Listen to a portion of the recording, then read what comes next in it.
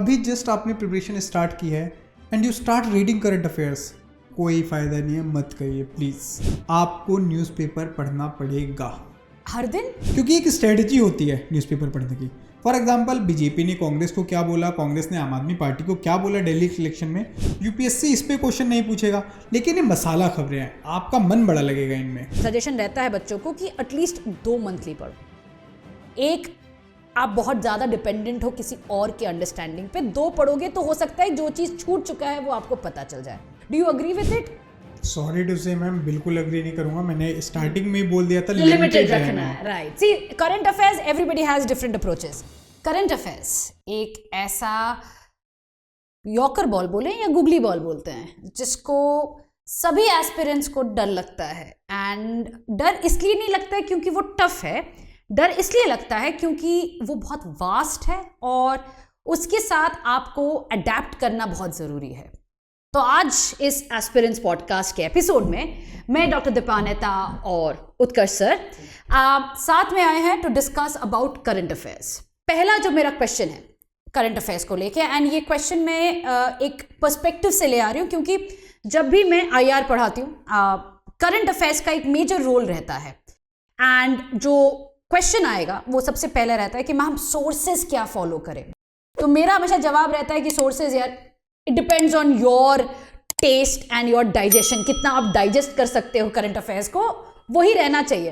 But then because you teach current affairs exclusively, मैं जानना चाहती हूँ from the entire, not only IR specific, the entire exam point of view कि current affairs का source क्या रहना चाहिए।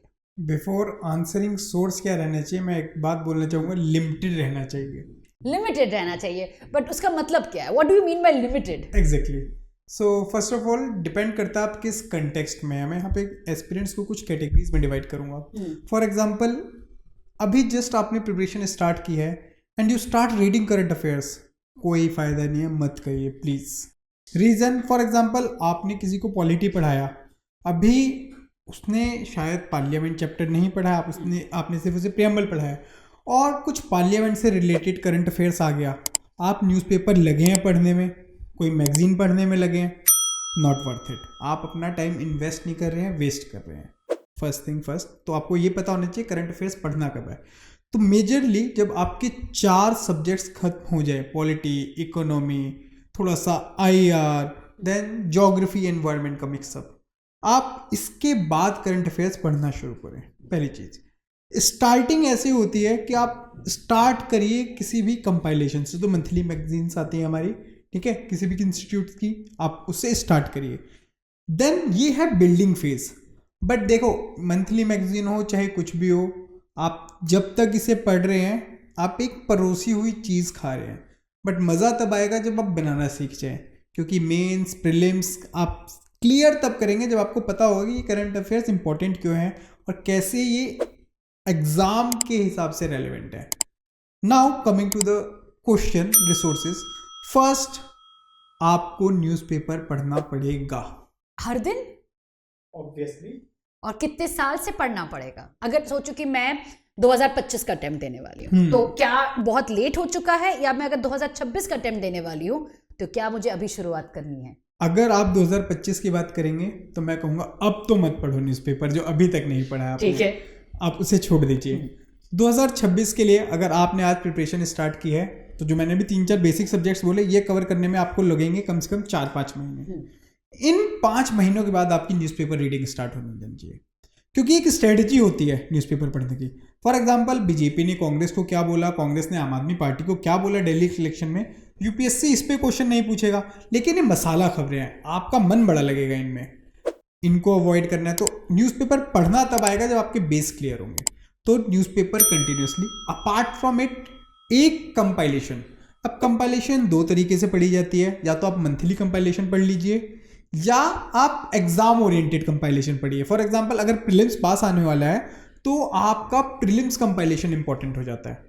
जब मेंस पास आएगा तो मेंस कंपाइलेशन इंपॉर्टेंट हो जाता है, उसको आप सप्लीमेंट करिए एक न्यूज़पेपर से, दैट्स इट। तो यहाँ पे अगर मैं न्यूज़पेपर की बात कर रही हूँ, कौन सा आप सजेस्ट करते हो? हिंदू, इंडियन एक्सप्रेस, कौन सा आप बोलोगे? मैं हमेशा कंटेक्चुअल बातें करता हूँ, तो डिपेंड करता है। मैम देखिए, मैं एक गवर्नमेंट स्कूल से निकला हुआ स्टूडेंट हूँ, मेरी इंग्लिश शायद इतनी अच्छी नहीं थी। मैंने खोल लिया हिंदू, और द हिंदू पढ़ते मुझे याद आया कि यार लैंग्वेज थोड़ी टफ है, मैंने बंद किया। अब उसका भाई आता है इंडियन एक्सप्रेस, थोड़ा सा टेक्निकल कम है, लूसिड लैंग्वेज में लिखा गया है, सिंपल लैंग्वेज में लिखा गया है, समझ जल्दी आ जाने लगा मुझे।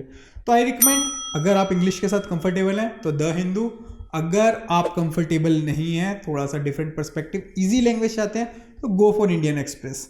एंड इंडियन एक्सप्रेस मेरा पर्सनल फेवरेट रहता है। Reason I think Indian Express is a personal favourite, right? Exactly, reason उसका सिर्फ इतना है इंडियन एक्सप्रेस के लिए, Indian Express is the newspaper जो यूपीएससी को एक्चुअली एड्रेस करने के लिए बना है, मुझे ऐसा लगता है। तो उसका explain section, editorial section, science and text section, थोड़ा सा यूपीएससी ओरिएंटेशन उसमें मुझे द हिंदू के कंपैरिजन में ज़्यादा दिखाई जाता है। हो सकता है पर्सनल बायसनेस भी हो, but it is the case. तो अभी आते हैं कंपाइलेशन पे। अब यहाँ पे फिर से क्वेश्चन आएगा कि मंथली कंपाइलेशन आप जो बोल रहे हो, I am not a big fan of monthly compilation, क्योंकि मेरे को लगता है कि एक बार आपको आदत पड़ जाती है मंथली कंपाइलेशन का, आप कभी भी बैक टू बेसिक्स नहीं जाते हो। And as you said, monthly compilation किसी और का परोसा हुआ चीज़ है, एंड जिसने भी बनाया है वो अपने अकॉर्डिंगली बना रहा है, राइट? उनको जो लगता है सही है कि नहीं।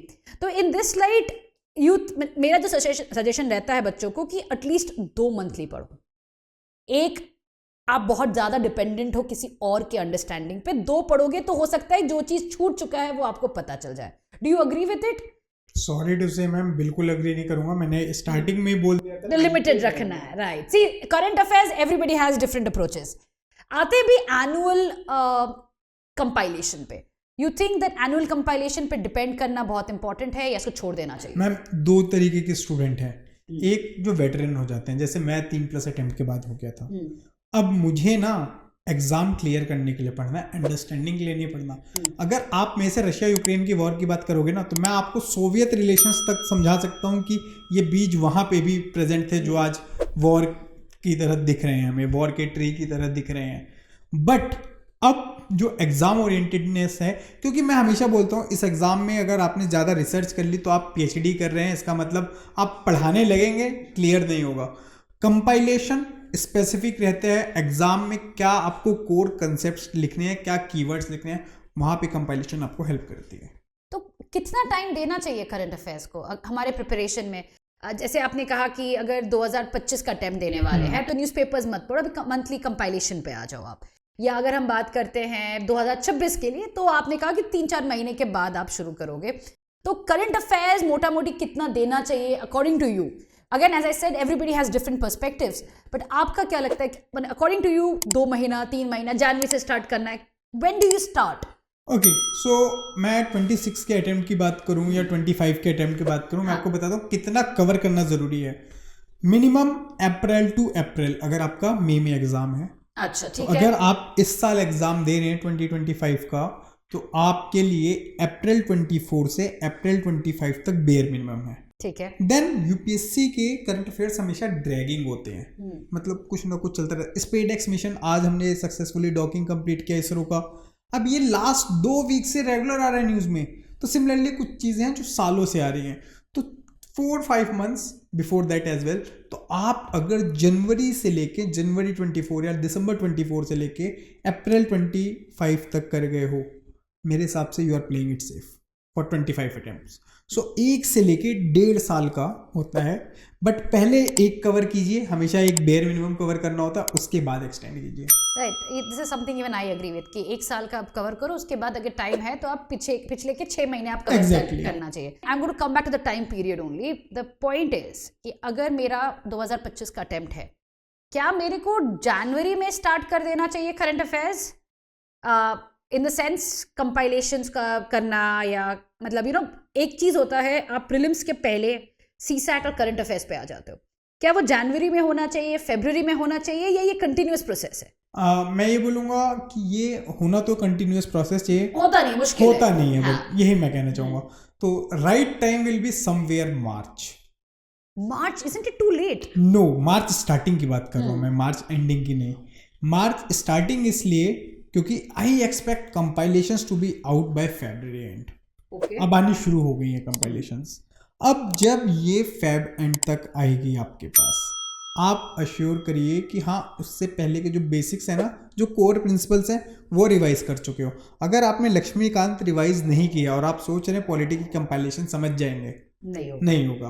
तो दिस इज द रीजन मैं इन 2 मंथ में एक स्टैटिक कॉम्पैक्ट रिवीजन की बात करूंगा। उस कॉम्पैक्ट रिवीजन के बाद तुरंत करंट अफेयर्स लाते जाइए। तो जो आपका स्टैटिक का सेकंड रिवीजन होगा और करंट अफेयर्स का फर्स्ट रीडिंग होगा, उसका integration will be the right strategy. So somewhere around you're saying first week of March you should start with current affairs. Exactly. But I would come here Utkarsh sir and say that this is perfect for someone who's a veteran. But somebody who's giving the first attempt or even the second attempt, मेरे को हमेशा लगता है कि current affairs का थोड़ा ज़्यादा होना चाहिए, क्योंकि it's a very new thing. एक ऐसा सब्जेक्ट है जो कि ना कोई कॉलेज में पढ़ाया जाता है, ना ही कोई स्कूल में जीके के नाम पे जो पढ़ाया जाता है वही है, आपके लिए एकदम नया चीज़ होता है ये। No doubt. तो इसी वजह से I feel that you should give yourself some time when it comes to current affairs, otherwise it is something very scary to deal with. इस केस में मैं आपका क्वेश्चन सही तरीके से अगर समझ पा रहा हूँ, आपने कहा अगर कोई फर्स्ट अटेम्प्टर है, हाँ, उसके लिए क्या होना चाहिए, then it should be January. But at the same time अभी टोटलिटी में नहीं है, आप वीक में 1 या 2 दिन डेडिकेट करिए। इसको बढ़ा देना है मार्च फेब एंड के आसपास समवेयर, मतलब ये बेटर रहेगा। क्यों? क्योंकि अगर आपने स्टार्टिंग में नहीं लिया तो आप फैमिलियरिटी फील नहीं करेंगे। सेकंड, अगर आपको लगा कि यार ओवरवेलमिंग प्रोसेस हो गया, तो करंट अफेयर्स किया ही नहीं है, तो वैसे भी आप गेम हारने की साइड जा रहे हैं। नोट्स पे आते हैं, करंट अफेयर्स के नोट्स बनाने चाहिए कि नहीं बनाने चाहिए? फ्रेशर्स को बिल्कुल नहीं बनाने चाहिए। You don't have the understanding कि क्या इंपॉर्टेंट है क्या नहीं है। वेटरन्स के लिए ये लोग जनरली बना लेते हैं, generally. Reason for the same, कोई भी कंपाइलेशन अगर मैं बोलूँ जो सब्जेक्ट स्पेसिफिक है 100-150 पेजेस की होती है। एनुअल की बात करें तो बहुत ज़्यादा है। Exactly, and that is really tough when it comes to revise. So I suggest 2 ways. If you're a veteran, go for your own jotting down the right points. क्योंकि देखो सब हर चीज़ का नोट्स नहीं बनाना, मेरे को सिर्फ 2 चीज़ के नोट्स बनाने होते हैं किसी भी चीज़ में से, या तो मैं उसे भूल जाऊँ या वो बहुत ज़्यादा इंपॉर्टेंट है। ठीक है, जो एवरेज है, जो मेरे दिमाग में रह रहा है, why should I make notes for the same? Okay, that makes sense, but अब सेकंड, मेरे को फ्रेशर्स कई बार बोलते हैं सर हमारा क्या, आपने तो नोट्स बनाने को मना कर दिया। तो मैं कहता हूँ यार हाईलाइटर्स खरीद लो आप अपने, कम से कम 2 और एक पेन यूज़ कर लो। तो जो आप हाईलाइट कर रहे हो ना वो आपके नोट्स हैं। तो सेकंड रीडिंग में मैं हाईलाइट करवाऊंगा, फर्स्ट रीडिंग में नहीं, क्योंकि आपको अंडरस्टैंडिंग नहीं होती। सेकंड रीडिंग में जब हाईलाइट कर रहे हो, रिवीजन के टाइम पे सीधे हाईलाइटेड एरिया पे फोकस करो, वही आपके नोट्स हैं, हो जाएगा काम। You know I have a different approach to it. मैं नोट्स पे बिलीव करती हूँ, एंड जब मैं IR पढ़ाती भी हूँ, मैं हमेशा कहती हूँ जब मैं कोई करंट अफेयर्स दे रही हूँ आप अपने नोट्स में ऐड करते रहोगे, क्योंकि रिविजन जो एग्जाम के पहले होगा आप पूरा पोथा निकाल नहीं पाओगे। तो लास्ट मिनट में जो भी आप रिवाइज करोगे it is going to be from that specific notes या जो भी आपने बनाए हैं। तो again that is where I play my short notes and everything. And again different approaches. मेरा अप्रोच हमेशा से रहा है कि आप अपने नोट्स को सॉलिड करो rather than going back to the basic. Let's me come down to the last question of current affairs than. Importance कितना है? अगर मैं प्रीलिम्स, मेंस और इंटरव्यू की बात करूँ, प्रीलिम्स में कितना इंपॉर्टेंस रखता है? देखिए 2 चीज़ें हैं। अगर आप मेरे से कहोगे वेटेज, कई बार करंट अफेयर्स के क्वेश्चंस पूछे ही नहीं जाते। लास्ट 3 साल की बात करते हैं, ज़्यादा नहीं आ रहे, आप कह सकते हैं। कैसे? डायरेक्ट करंट अफेयर्स से नहीं आएंगे question, it will be indirect linkage. But यहाँ पे यूपीएससी गेम खेल रही है आपके साथ, आपसे जो स्टैटिक पूछ रही है ना वो करंट अफेयर्स रिलेटेड। हाँ, but that's what I keep telling कि भाई केसेस पढ़ो, अदरवाइज सुप्रीम कोर्ट जजमेंट नहीं पढ़ोगे तो नहीं होगा। एग्जैक्टली, तो that's what I am telling you कि अगर आप सोचो कि आपने जो अपने मैगजीन में पढ़ा है वो वर्बेटिम उठ के आ जाएगा, आपको तो याद कर लेना, दैट इज स्पून फीडिंग, वो कभी नहीं आने वो कभी नहीं आने वाला। तो इस केस में you have to have smart work, you have to do smart work, और कुछ है ही नहीं ऑप्शन। फर्स्ट, एक तो फॉर एग्जांपल अभी जैसे प्लेसेस ऑफ वर्शिप एक्ट काफ़ी न्यूज़ में है। अब मैं प्रेडिक्शन तो नहीं बोलूँगा, गेस वर्क ज़रूर बोलूँगा। अगर इस साल सेक्युलरिज्म को लेके कोई जजमेंट के ऊपर क्वेश्चन आ गया, या एनी सेक्शन जो आर्टिकल 29 में कुछ इश्यूज़ हैं हमारे, उससे रिलेटेड इंटरप्रिटेशन पे क्वेश्चन आ गया, तो वो इसलिए नहीं आएगा कि वो हमारे कोर्स का पार्ट है, वो इसलिए आया क्योंकि places of worship act news में था, बज़ में था, जैसे मैं कहती हूँ बज़ में था, तो इसे आ सकता है। So again coming back to the importance thing, prelims का समझ में आता है, व्हाट अबाउट मेंस? मैं ये कहूँगा कि मैंने काफ़ी सारी रैंक इंप्रूवमेंट करवाई, कुछ लोगों को रैंक आई। For example Ankit Agarwal rank 297 there, he increase GS2 और GS4 में मार्क्स अराउंड 40 मार्क्स उसने इंक्रीज किया है, and an number of other ranks as well. मैं हमेशा कंटेंट एनरिचमेंट की जब बात करता हूँ तो करंट अफेयर्स लिंकेज की बात करता हूँ, क्योंकि स्टैटिक ना सबका सेम है, बट जो कंटेंट एनरिचमेंट है वो करंट अफेयर से आता है। फॉर एग्जाम्पल मैं आपको देता हूँ, अभी we lost 2 gems, Shri Ratan Tata ji, late prime minister honourable Manmohan Singh ji. ये दोनों लोग एथिक्स के लिए बहुत ज़्यादा इंपॉर्टेंट है, आपको नहीं दिखेंगे। Okay, so you are talking about ऐसे इंटरलिंकेजेस से थ्रू आपका इंपॉर्टेंस बढ़ जाता है करंट अफेयर्स। Exactly, right. ये मैं एग्री करती हूँ, क्योंकि आपका GS2 में तो ये आपको डायरेक्टली दिखता भी है। जो भी चीज़ चर्चा में है या कोई अगेन बज में है, उससे क्वेश्चंस आते हैं। मैं यहाँ पे एक एग्जांपल और देता हूँ। अभी अपने ऑनरेबल प्राइम मिनिस्टर साहब ने एक स्पीच में गिरमिटिया वर्ड यूज़ किया, अगर आपने नोटिस किया, प्रवासी भारतीय दिवस में। अब girmitiya word, indentured labour, force labour, contract labour, क्या डिफरेंस है क्या नहीं है, एक तो प्रीलिम्स में एज ए डिफाइन भी आ सकता है। उन्होंने एक स्टेटमेंट दी कि अब हमें ना गिरमिटियास की जर्नी को दोबारा पढ़ना चाहिए, रिसर्च करना चाहिए, historian should look after it. अब मैं जो इसको लिंक कर पा रहा हूँ, यार अभी तक हमने पर्शियन ट्रैवलर पूछ लिया UPSC में, हमने चाइनीज ट्रैवलर पूछ लिए, वेंजेंग and all, what about the Indian travellers? Just imagine a scenario कि एक स्टूडेंट ने गिरमिटिया को एज अ इंडियन ट्रैवलर लिख दिया, कि कैसे। That's an interesting way of looking. हाँ, अब ये एनरिचमेंट का एक पॉइंट ना, आप ऐसे एक पॉइंट लिखे आप हर आंसर में, you are going to write almost 79 questions, 60 questions GS 1 2 3, 19 in the ethics, and 1 point each. मैं कह रहा हूँ सिर्फ एक मार्क्स बढ़ रहा है। 70 मार्क्स अगर बढ़ गए तो you are in the list with the desired service, you are there तब तो। हाँ, it's just that 1 mark, correct.